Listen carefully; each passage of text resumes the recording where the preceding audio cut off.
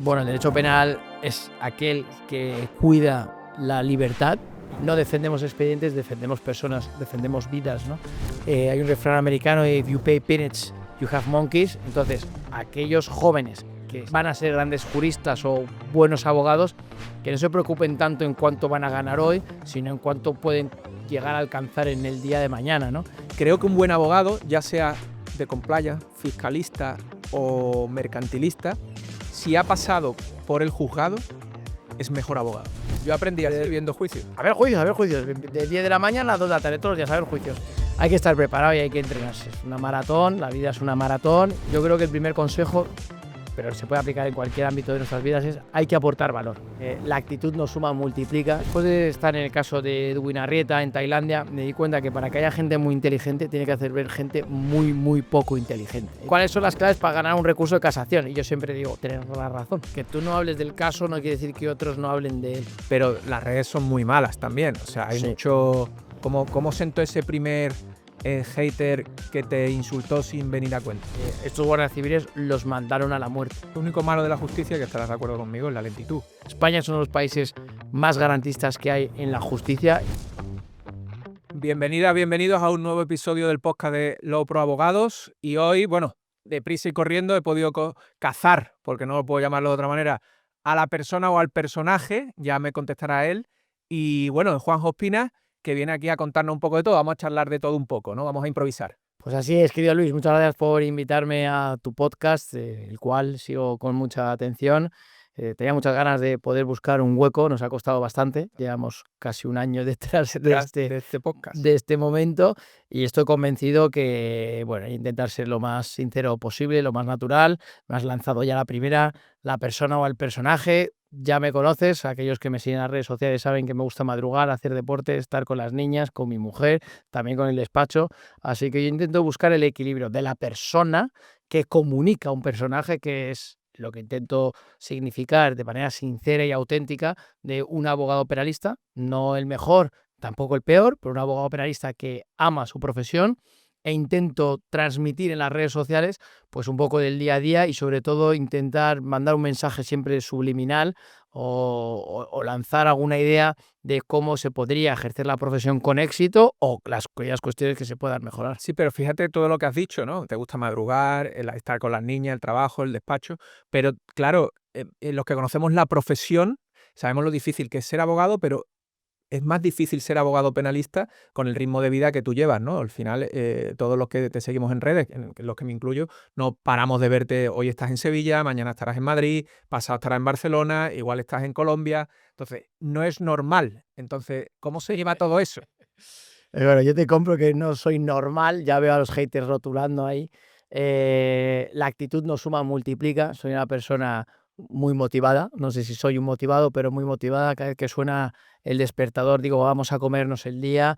Es una oportunidad nueva para vivir experiencias, para tener vitalidad, para tener felicidad, para disfrutar con lo que se hace, ¿no? Hay cosas muy difíciles, y es cierto, y lo comparto contigo, y algunas personas lo comentan en las redes sociales, porque siempre intento últimamente comunicar de forma proactiva, ¿no?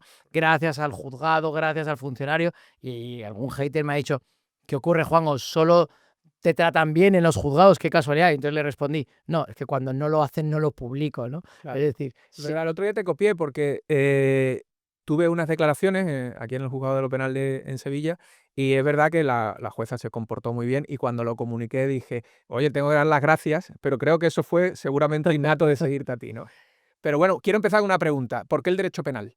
bueno, el derecho penal es aquel que cuida la libertad, y en la carrera es lo que me gustaba: la defensa de los derechos fundamentales, derechos inherentes a los seres humanos por el mero hecho de serlo, y la defensa de la libertad, ¿no? En su sentido absoluto. Los límites nos los encontramos con los límites que marca el Estado o que marca un tercero.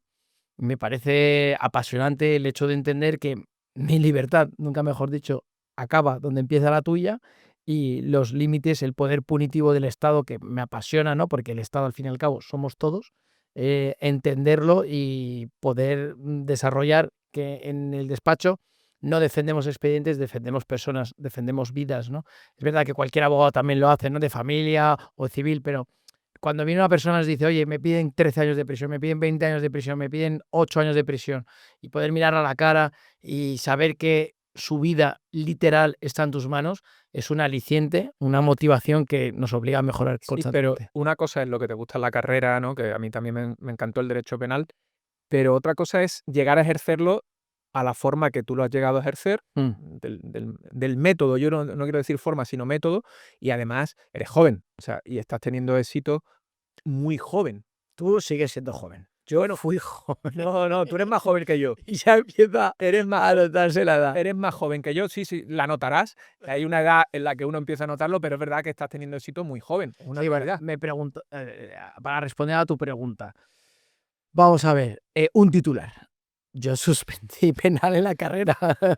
Es decir, bueno, y de broma digo a los alumnos en la universidad, tampoco sé derecho penal, pero no os preocupéis que el día de mañana no todos los profesionales del derecho saben mucho derecho penal. Bromas aparte, yo creo que las personas que nos siguen y que me escuchen tu podcast, un consejo es, tenéis que ser auténticos, que cada uno marque su camino, que se formen, que vivan experiencias, que tengan modelos a seguir, pero que, como tú bien has dicho, marquen su propio modelo.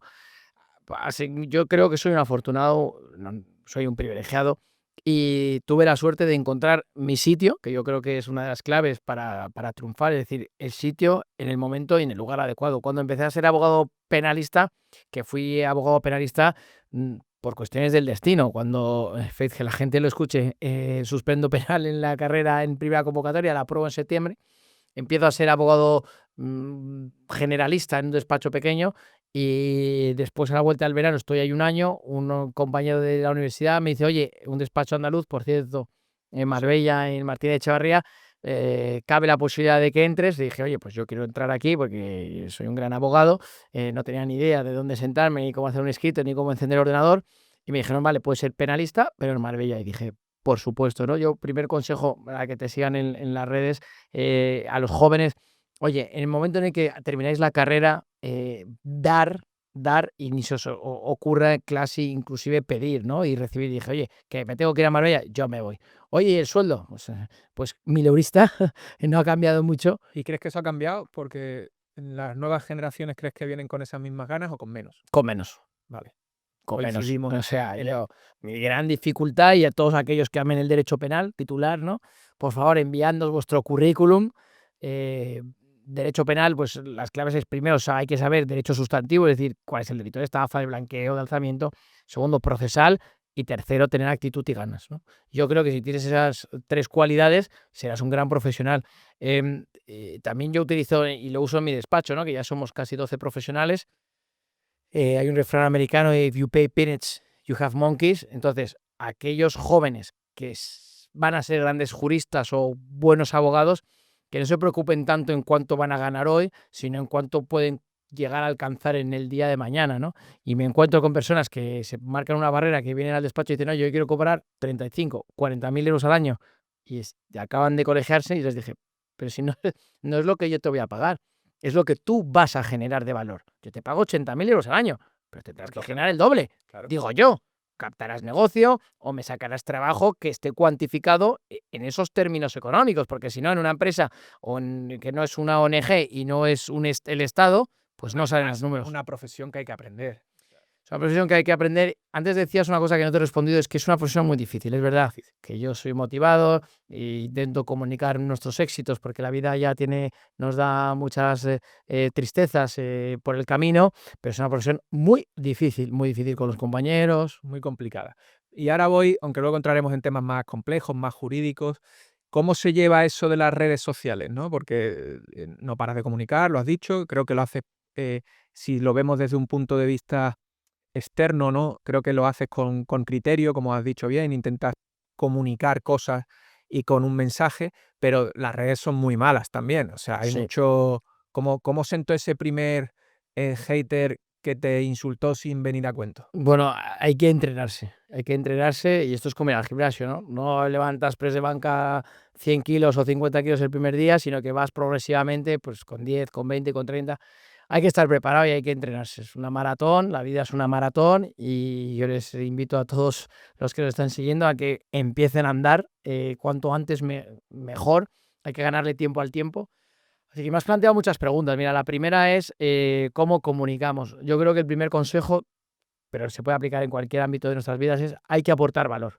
Si tú quieres comunicar algo en las redes sociales, que la audiencia no es tonta, pero que los que te están viendo pues digan, oye, me aporta valor de cómo defenderme en un delito de agresión sexual, cómo declarar en comisaría, cómo, o sea, aportar valor, ¿no? A aquellas redes sociales. Y el gran maestro que tiene menos de 30 años, Andrés Millán, con su cuenta de Loan Tips, lo que da son claves que se hacen virales porque la gente mira sus vídeos y dice, oye, me aporta valor. Entonces el primer consejo, la primera idea sería aportar valor.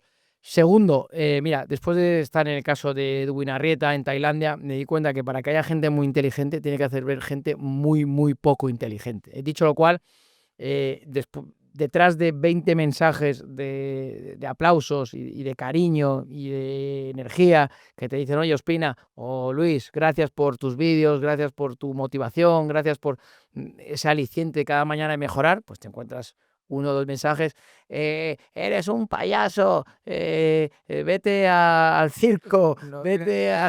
no tienes ni idea, eso no es así. Pues mire, me da pena. Yo cuando veo esos mensajes me da pena, digo, joder, pobrecito, esta persona que invierte energía negativa en algo que no va a sacarle ningún provecho en su vida, ¿no? Entonces, bueno, lo miro, pues eso, con distancia. Sí, bueno, lo acepto. Bueno, ya decía el padrino, nada es personal, ¿no? Entonces lo miro y digo, oye, pues pobrecillo, tendrá una mala vida y yo qué sé, le deseo que ojalá salga de ese círculo vicioso pronto. ¿Y qué momento decidiste que las redes sociales te podían ayudar en tu carrera profesional? Bueno, fue un aprendizaje vital. Yo en las redes sociales, otra de las ideas que quería dar es seguimos aprendiendo. Nosotros en el despacho seguimos aprendiendo continuamente y seguimos optimizando y mejorando. No hay fórmulas mágicas, es decir, esto es como si te dicen, oye, yo te voy a hacer vídeos y te voy a hacer viral. Es importante el producto, ¿no? El producto, es decir, el mensaje, el servicio que estás dando. No hay magia. Es decir, ya durante varios años con las redes sociales y mejorando nuestra forma de transmitir, de comunicar, de grabar, seguimos escuchando a lo que hacen los jóvenes, que son quienes tienen la clave en las redes sociales. Y la primera fue una progresión. Inicialmente comencé con Facebook, pues allí en 2012, 2013, cuando fui presidente de los Abogados Jóvenes de Madrid. Estaba en mi zona de confort de Madrid, empecé a viajar fuera de la comunidad autónoma y a relacionarme con compañeros de Barcelona, de las Islas Canarias, de Baleares. Yo te Pues conocí en Sevilla siendo tu presidente. Yo seguro que no te acuerdas, pero te conocí, creo que fue aquí en Sevilla. Yo ¿En un congreso? en un congreso, En un congreso. que era Que fue a las afueras, creo, ¿no? correcto. Sí. Correcto. Bueno, y en cuanto a redes, vamos a darle un giro a la conversación totalmente. ¿Y cuál fue ese primer asunto de derecho penal que tú dijiste, esto ya es otra historia, ¿no? Esto pesa más? Claro. Vamos a ver, cuando empecé a ser abogado penalista de Martí Echevarría, venían los clientes o venían los casos y no tenía absolutamente ni idea de nada, ¿no? Ni qué era el autoprocesamiento, ni el escrito de defensa.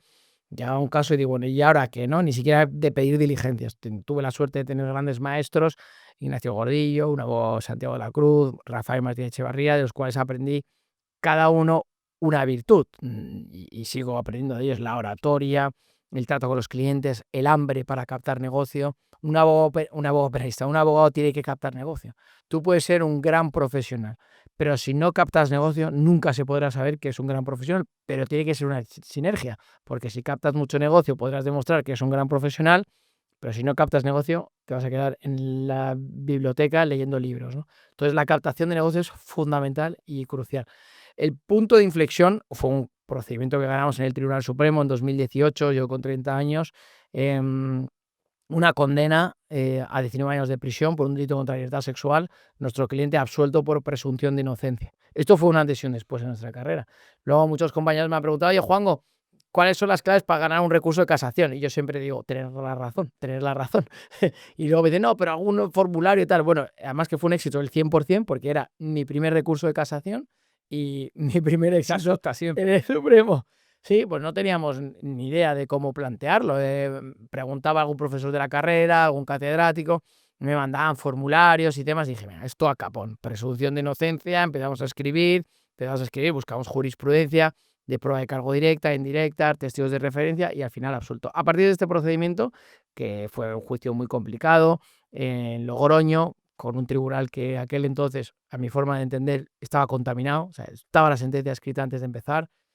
Si tú me preguntas, ¿esto ha cambiado? Bueno, no sé si porque ahora ya tengo más canas y me respetan más, pero por lo menos creo que en relación a los delitos sexuales y delitos de menores y violencia de género, los jueces los jueces de España no son tontos, saben bastante y, y suelen absolver cuando entienden que hay una duda razonable. Es decir, España es uno de los países más garantistas que hay en la justicia y he tenido la suerte de poder trabajar con compañeros de Estados Unidos, de Francia, de Alemania, de Latinoamérica, México, Colombia, República Dominicana, Tailandia. Por lo tanto, me conozco algo del derecho comparado y el sistema procesal español es un lujo y ojalá pues siga así, sobre todo por la integridad moral de nuestros jueces, no por las leyes ni cómo se les maltrata por los dirigentes políticos, pero es un procedimiento que nos permite a los juristas, a los abogados, poder desarrollarnos y ejercer en plenitud. Lo único malo de la justicia, que estarás de acuerdo conmigo, es la lentitud. No lo único malo, una Una de ellas, una de la inseguridad jurídica, la lentitud.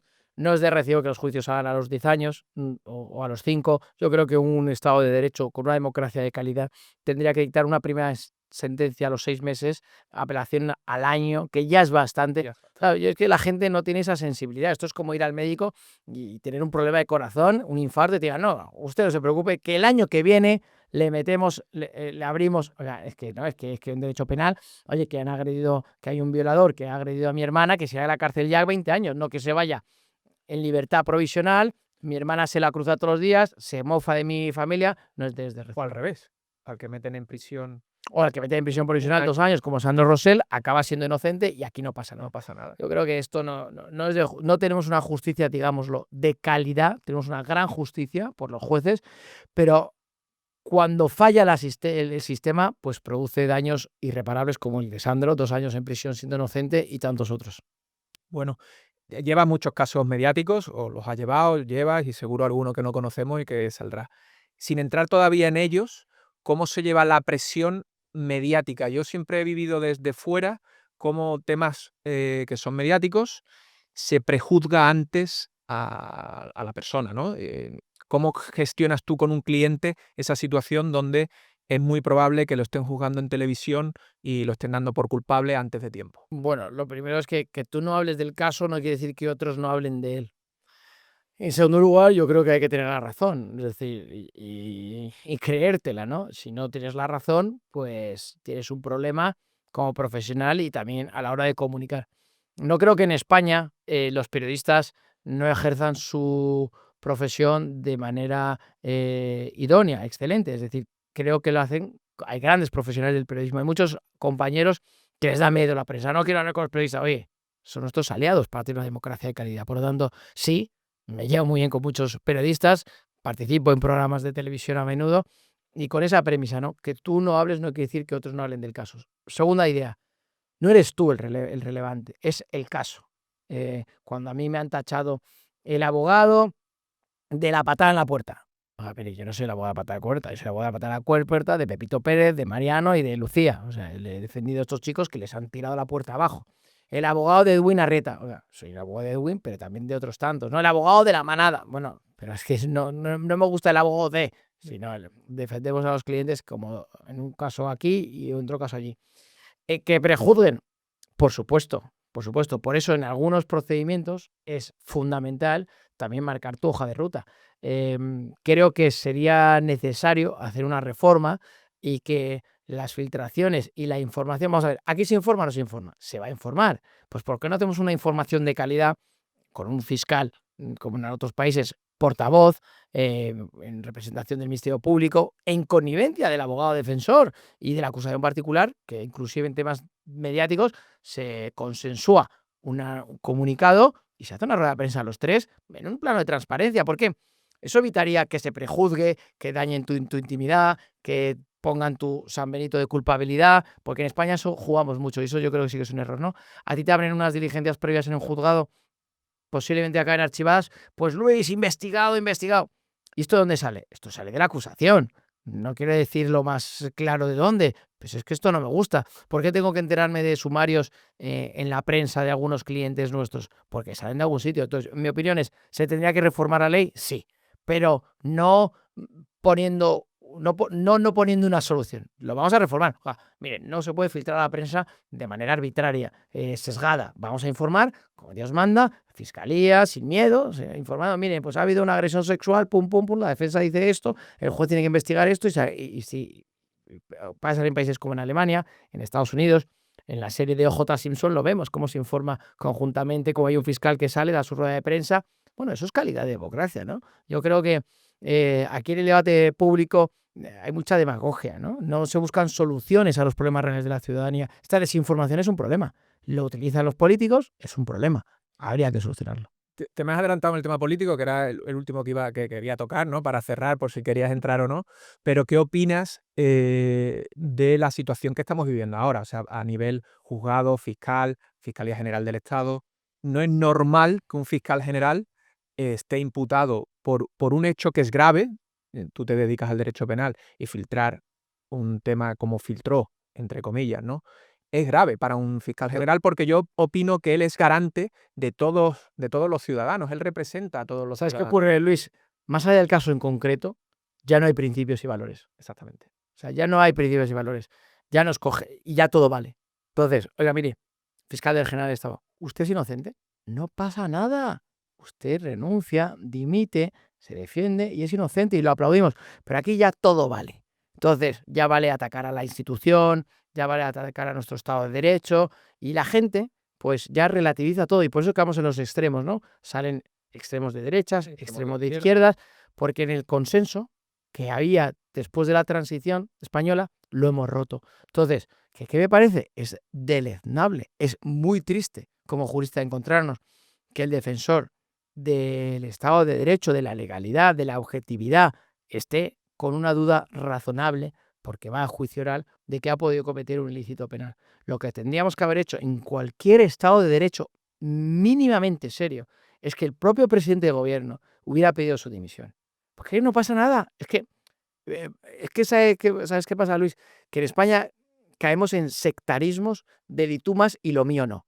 Oiga, mire, la ciudadanía, el que se levanta por la mañana a levantar la persiana y tal, es un padre de familia, una madre de familia, tiene que llevar a los hijos al colegio, pagar la hipoteca. Es gente con sentido común. Entonces, ¿es de sentido común que el fiscal general del Estado se vaya a sentar en el banquillo de los acusados y siga estando ejerciendo como fiscal general del Estado? No es de sentido común. Y lo que no es de sentido común, como juristas bien sabemos, que en muchos casos no está bien. Bueno, está bien, porque además hemos hablado del fiscal general, hablando del presidente del gobierno, que me da igual quién sea, da igual que se llame Pedro Sánchez, se llame Feijóo, se llame Abascal, me da igual.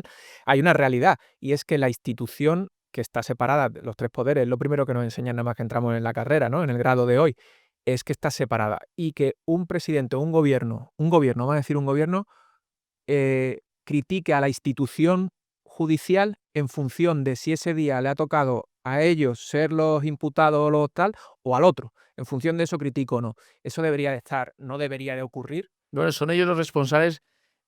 Llevan gobernando 8 años en España. El otro día hice un vídeo hablando de este tema. Llevan 8 años gobernando en España. Yo coincido con Pedro Sánchez en el sentido de que hay que reformar cosas.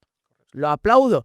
Reformémoslas no para controlar más a nuestros jueces, sino para dotarles de más independencia. Se lo compro, señor Sánchez. Démosles más independencia, más medios. autonomía, más medios. Fortalezcamos la figura de la policía judicial para que puedan bloquear cuentas inmediatamente cuando sabemos que hay un phishing.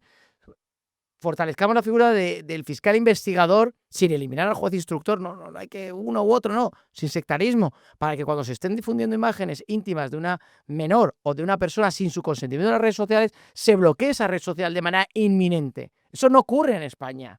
Eso no ocurre en nuestro país. ¿Que hay que mejorar la justicia en España? Por supuesto, pero no criticándola ni diciendo que tienen sesgos ideológicos, porque es usted el responsable para corregir eso. Si eso ocurre, si eso está ocurriendo, ¿qué ha hecho usted para corregir esa justicia? Nada, no ha hecho absolutamente nada. Pues mire, yo tengo una idea. En primer lugar, empecemos por la cabeza, que el Consejo General del Poder Judicial vuelva al espíritu de la Constitución.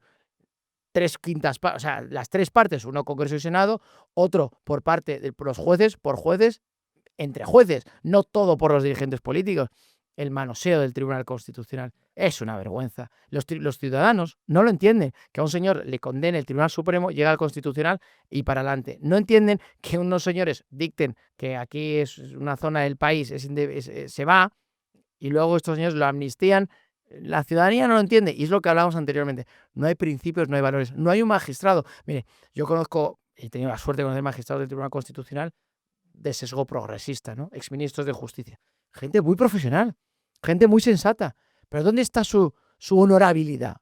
Oiga, no pasa nada, usted puede ser de izquierda, de derecha, pero la honorabilidad, el mirar a la cara, el mirarse al espejo cada mañana, ¿eso dónde ha quedado?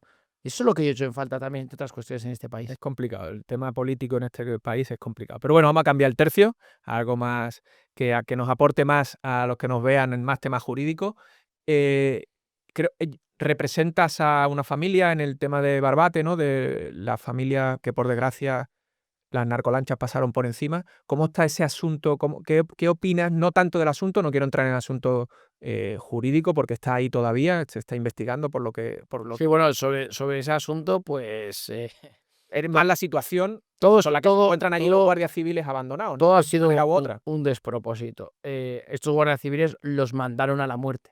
A los guardias civiles que fallecen en el atentado que cometen sobre ellos los tripulantes de la narcolancha, se podría haber evitado. Se podría haber evitado por sus mandos, que cuando están en temporal, para que la audiencia lo entienda cómo ocurrió sucintamente, había un temporal tremendo, estaban las narcolanchas dentro del muelle, pues campando a sus anchas, algo... en Estados Unidos ya les digo que esto no ocurre. Mandan a nuestros guardias civiles en una embarcación 2 veces más pequeña, con menos eslora y con menos potencia de caballos, a que las quiten, es decir, matar moscas a cañonazos, o sea, no, matar moscas a cañonazos no, todo contrario. Es decir, y estos señores, pues, los embisten y los matan, ¿no? Se podía haber evitado este fallecimiento, y la pena que a mí me da es, más allá de que nadie va a devolver las vidas a estos guardias civiles, ¿qué hemos hecho, primero, para pedir responsabilidades a los mandos que mandaron a los guardias civiles a la muerte? Nada, nada, porque vivimos en un país donde el grado de indiferencia e impunidad es absoluto. Impunidad para los mandos porque nadie pide responsabilidad, e indiferencia porque la oposición tendría que hacer algo. Oiga, me da igual la derecha o la izquierda. ¿Por qué murieron estos señores? ¿Quién los envió ahí? Sin medios y sabiendo que iban directos a la muerte.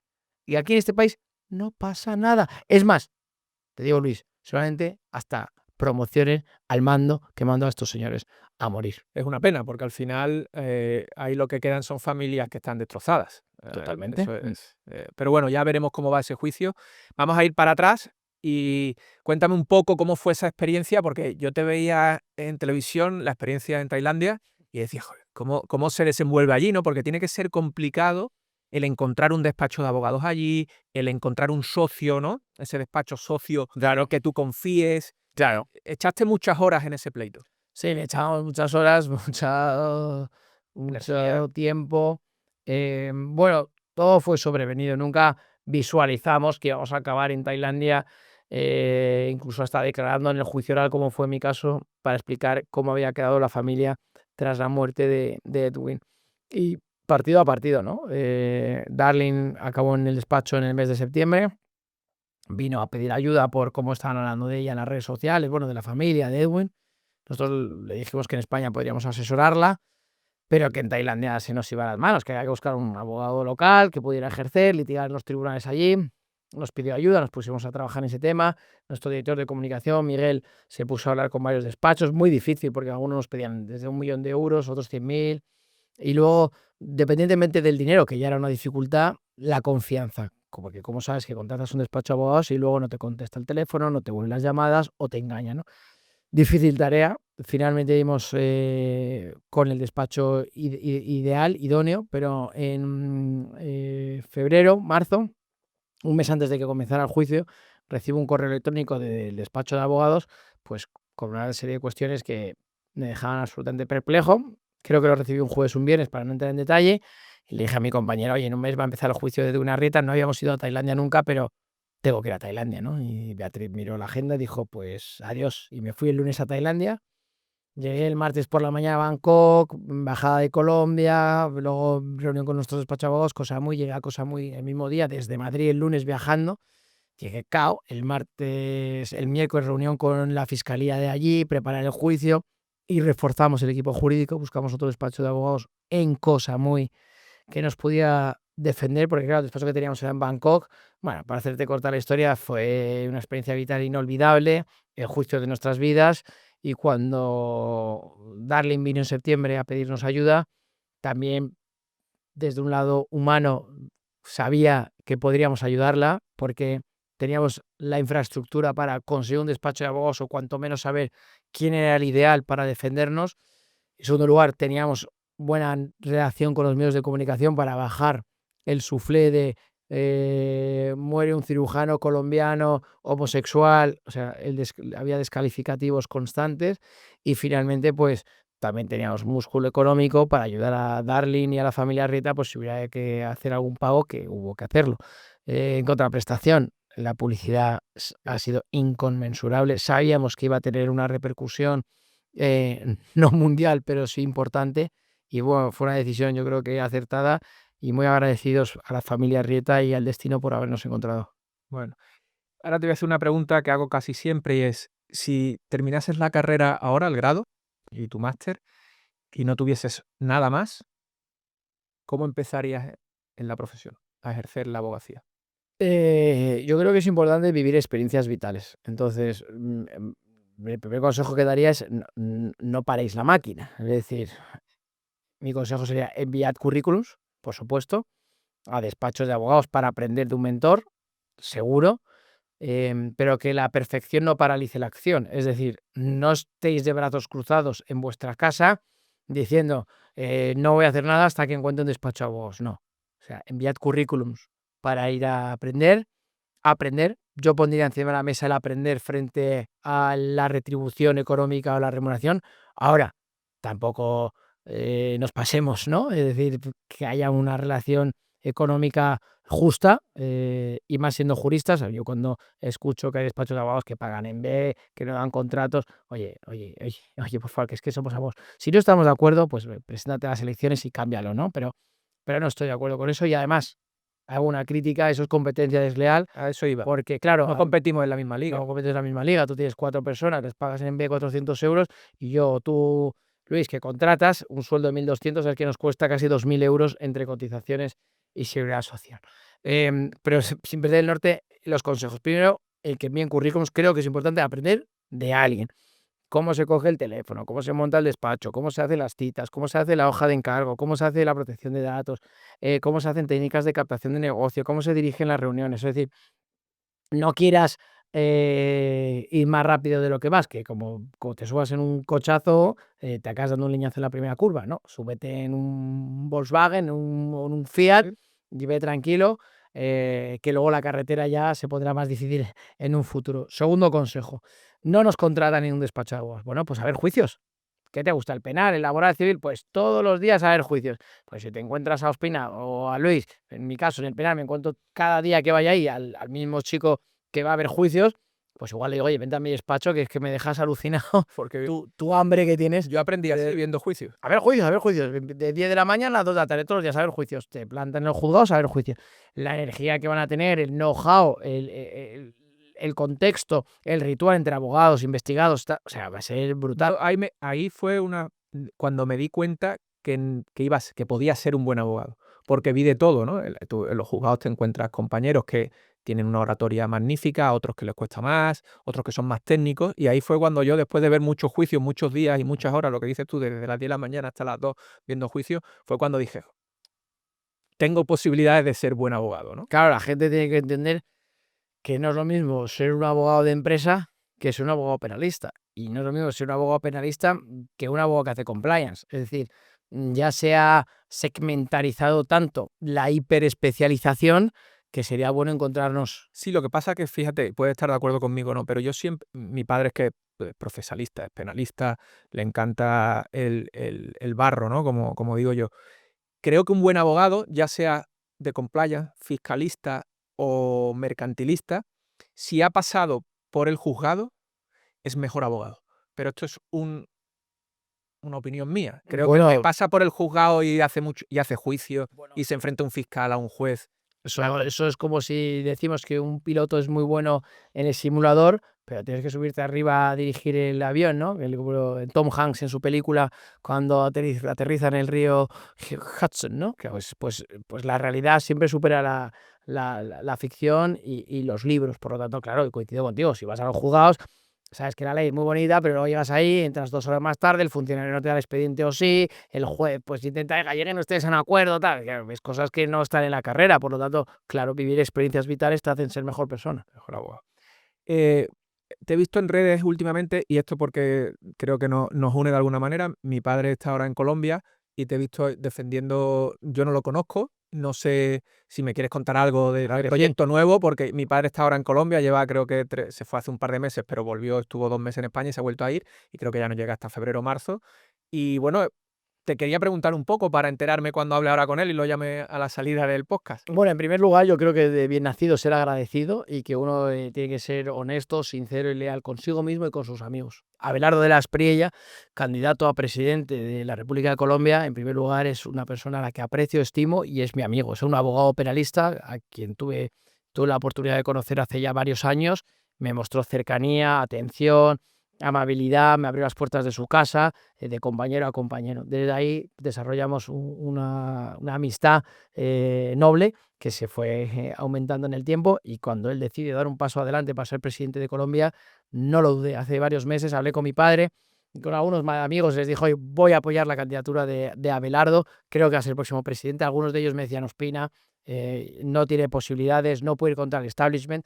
Les dije: "Oye, tiempo al tiempo, que vivimos en el siglo XXI, que los aparatos de partido ya no pesan como pesaban antiguamente, vivimos un momento de cambios, de transiciones, de nueva era, y hoy Abelardo está por delante en las encuestas. Estamos apoyando su candidatura, es una candidatura ilusionante, de centro derecha o de derechas, que tanto se necesita en Colombia, y yo creo que puede ser lo que necesita Latinoamérica, y también esta batalla cultural en donde la libertad, la defensa de la propiedad privada, la defensa también de la familia, también de los estados patrióticos, ¿no? Se había olvidado. Pues yo creo que es una apuesta interesante, que debate las ideas, un gran orador, y ojalá sea el cambio que necesita Colombia. Sí, bueno, porque Colombia es un país que tiene mucho desarrollo, o sea, tiene una potencia para crecer. No, Colombia es espectacular, ya la audiencia ya no sabe, yo soy nacido en Bogotá, de abuelo malagueño, hispano-colombiano, de sangre colombiana y española,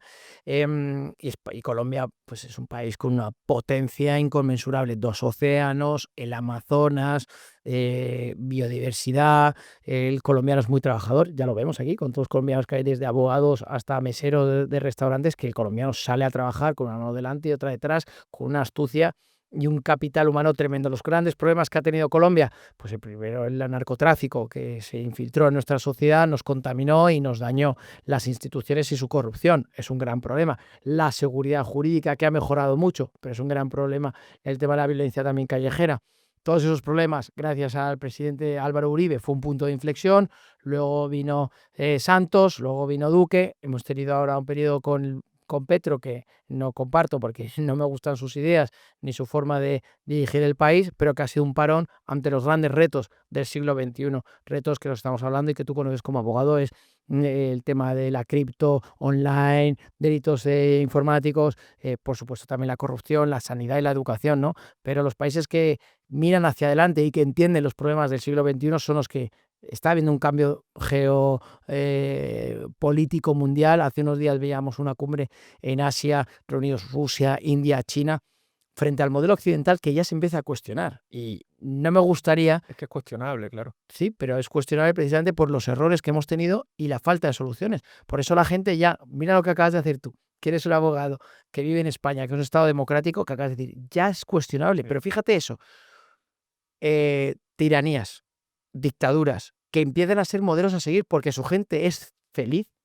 que puedan cuestionar la democracia, porque la partitocracia ha sido incapaz de solucionar los problemas de la gente. Y hoy muchos de los partidos políticos emergentes lo que ofrecen es una alternativa a este yugo que tienen los ciudadanos, que son súbditos del poder político, porque no es de recibo, si quieres abrir ese melón, que un ciudadano pague el 50% de lo que genera Hacienda. Es que no es de sentido común. Sí, además dicen que cuando hablamos de ese tema parece que hacemos, ¿no? Que nos estamos inventando algo. Es una realidad que quitan el 50%, pero no hace falta ganar 60.001 para que te quiten casi el 50%. Vete a una nómina normal. Yo tengo la suerte de dirigir una empresa que tiene 15 trabajadores, aparte del despacho, y el otro día en agosto a un trabajador mío, al que aprecio y admiro porque es un trabajador nato, le dimos una retribución extra por el trabajo que había hecho en agosto porque se lo merecía. Cuando él vio la nómina, un trabajador me dijo: Luis, es que me han quitado casi el 50%. O sea, cuando he visto que tú me has premiado con una cantidad de dinero, me han quitado el 50% de la nómina, entre seguros sociales, retención, IRPF, y todo eso es una mentira que ahora tú, que sí, que va a sanidad, sí, bueno, a sanidad no lo sé, a la justicia tampoco, porque no lo veo. A Hacienda sí lo veo, porque Hacienda enseguida cuando tira son los más profesionalizados. Vivimos en un mundo donde la sociedad, donde el gobierno, como tú muy bien dices, está establecido de tal manera que no hay maneras de quitarlo de ahí. Yo no lo veo, no veo solución. Bueno, tú lo acabas de poner encima de la mesa. A la sanidad no va, a la justicia no va. ¿Que hacen falta funcionarios? Claro. ¿Que tenemos que tener más policías? Por supuesto. ¿Más sanitarios? Indudablemente. Pero es que no está yendo ahí. Lo que no es de recibo es que escuchemos noticias como que los ministros han gastado 80 millones de euros en viajes en avión. Sí, son tonterías, pero es que con 80 millones podemos hacer muchos hospitales, podemos mejorar alguna autopista. Cuando escuchamos noticias de asesores, chiringuitos, defensor del pueblo de cada comunidad autónoma, oiga, aquí tiene que haber una solución y esto no puede seguir así. Mira, todos los países con una fiscalidad justa o ecuánime han progresado y han crecido. Si queréis hablamos de Emiratos Árabes con una fiscalidad nula, ahora cobran un 9% el impuesto de sociedades, pero no hay IRPF, como en mitad del desierto han creado una potencia económica mundial. Sí, petróleo y todo lo que tú quieras, fiscalidad nula. Irlanda del Norte se pasó por la izquierda a todos los países de la Unión Europea con una fiscalidad baja para sus sociedades. Por no hablar del éxito de Portugal. Portugal en 20 años, el crecimiento de Lisboa, de Oporto, es impensable. Cualquier persona que vaya a Lisboa ahora, muchos españoles dicen, oye, me voy a ir a Andorra. Vamos a Andorra, las autopistas que tienen, los servicios públicos que tienen, con una fiscalidad de sociedades del 10% y del IRPF de otro tanto muy bajo. ¿Y qué ocurre en España? Que aquí nadie habla de un debate serio de rigor de cuánto sería lo justo que tendríamos que pagar. Mira, es que 1.000 euros masiva es el 21%. Ese 21% luego cuando va a la sociedad estamos hablando de un 21 o un 23 o un 24% de sociedades. Y luego cuando nos lo bajamos nosotros a nuestro IRPF que posiblemente pueda ir al 30 o al 40%. ¿Cuánto estamos pagando por esos 1.000 euros? Mucho dinero. Yo es que ese tema es un tema que porque no le veo solución. Veo que los políticos, tanto de un sitio como de otro, no plantean soluciones, que ese es uno de los problemas, y esto es una opinión personal, uno de los problemas que tenemos hoy en día es que no tenemos un opositor real al presidente que tenemos. Pero esto es una opinión de Luis López de Castro, ¿eh? No veo, con todo lo mal que está haciéndolo, que alguien no vaya con la fuerza que tendría que ir para, oye, pero no, tú lo has dicho antes, no con el y tú más, sino con, oye, hay que hacer esto para cambiar. Claro, pero es que no están. ¿Qué propone esa posición sobre la fiscalidad de empresas? Claro, a eso voy. ¿Qué propone esa posición sobre el IRPF a familias numerosas? ¿Qué propone esa posición para acabar con la inmigración ilegal? Porque tú sabes, lo coméntalo aquí, cuánto le cuesta a un empresario traer un inmigrante para algo puntual de recogida de fruta en el campo de manera temporal. ¡Años! Pide la solicitud de ese visado, de ese permiso de trabajo y no se lo dan. Entonces, ¿qué hacen las mafias? Cuando hay demanda, hay oferta. Y se está muriendo la gente en el mar. Eso hay que corregirlo. No puede ser de recibo que cuando tú te juegas la vida en un efecto llamada y te puedes morir en el mar, los estamos cogiendo, trayendo a la península, y si tú vienes por Barajas en avión, sin permiso o no, te cogen, te paran y te devuelven. Es que es una demagogia que estábamos hablando antes, que sin paliativos. Por lo tanto, bueno, no sé.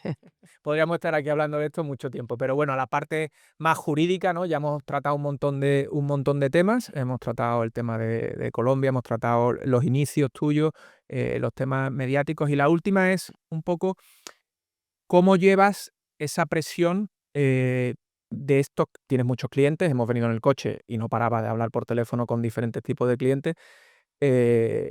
¿Cómo llevas esa presión de tantos clientes, tanto trabajo? Yo te veo volar cada 2 por 3 a un sitio a otro, que parece que es muy bonito, ¿no? Cuando te ven desde lejos, pero tiene un trabajo detrás enorme, ¿no? Sí, y de mucha organización. Mira, poniendo el ejemplo, me has dicho: "Oye, nos vemos a las 5 de la tarde". Digo, no quiero ser pretencioso, pero tengo una hora. Y me digo: "Juanjo, pues a las 7:30 me he despertado hoy, llegué ayer de Madrid, me he ido a hacer deporte", que eso es Negociable. inalterable.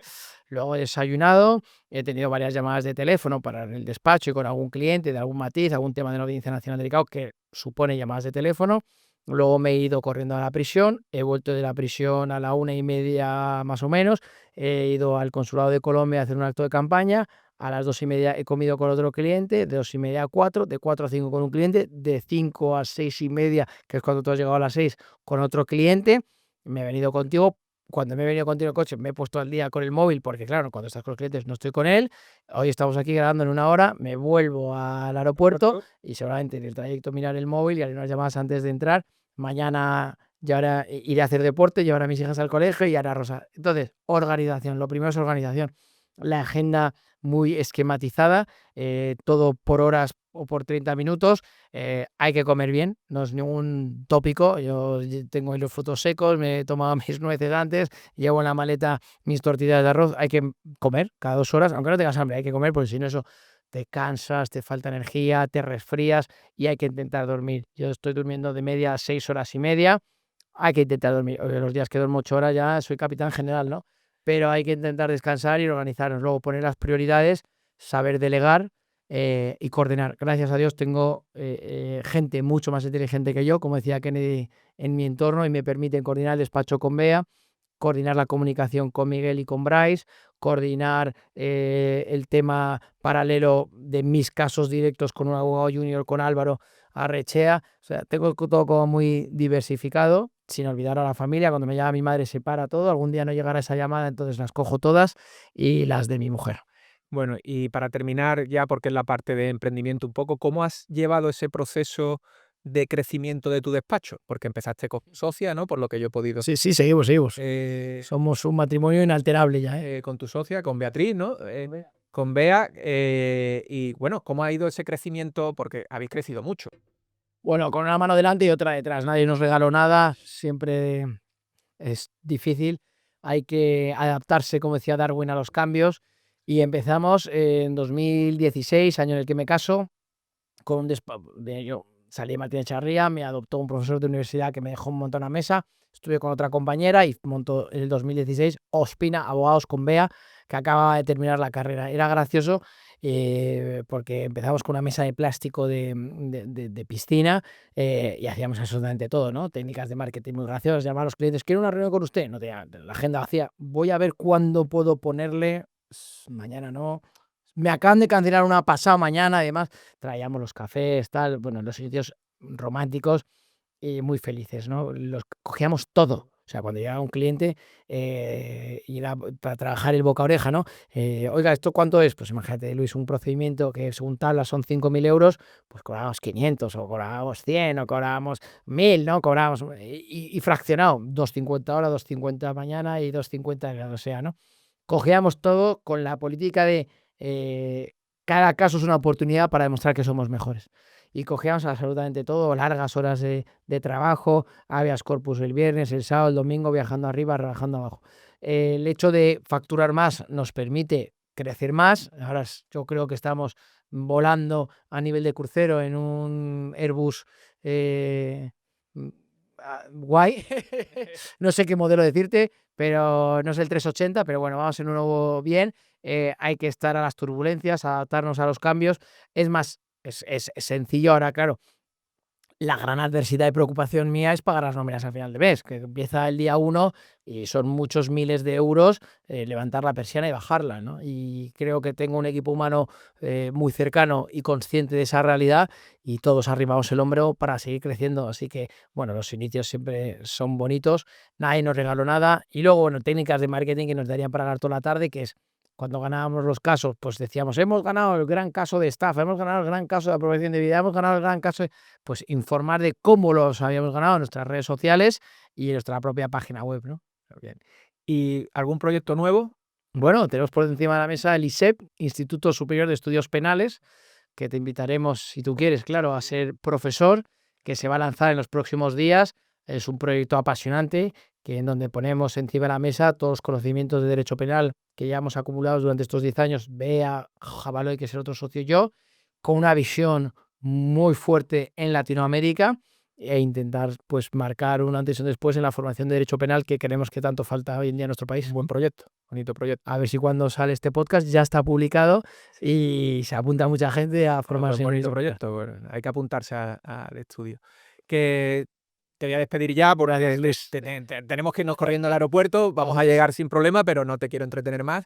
Muchísimas gracias por venir, Gracias a ti y nos vemos. encantado de escucharte, siempre un placer. Y nada, si quieres decir algo, Muchas gracias, Luis, por tu cercanía. Yo creo que esto es parte de las cosas positivas del siglo XXI, poder buscar amigos que están fuera de las redes sociales. Las redes sociales son un instrumento de poder para hacer el bien, y que nadie acepte un no por respuesta, porque ellos mismos marcarán su futuro.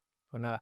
Bueno, lo dicho, le doy las gracias a Juanjo, es un placer tenerlo aquí. Creo que te llevaba tiempo detrás de él porque creo que tiene mucho que contar. Haremos otro seguramente dentro de un tiempo en su despacho, aquí donde haga falta. Y nada, muchas gracias por seguirnos. Hay que seguir suscribiéndose al mío, a las redes sociales de Juanjo, que tiene muchos seguidores, pero hay que seguir suscribiéndose si queréis aprender sobre derecho penal y cómo se lleva toda esa vida loca del abogado penalista, ¿no? Muchas gracias por todo. Nos vemos pronto.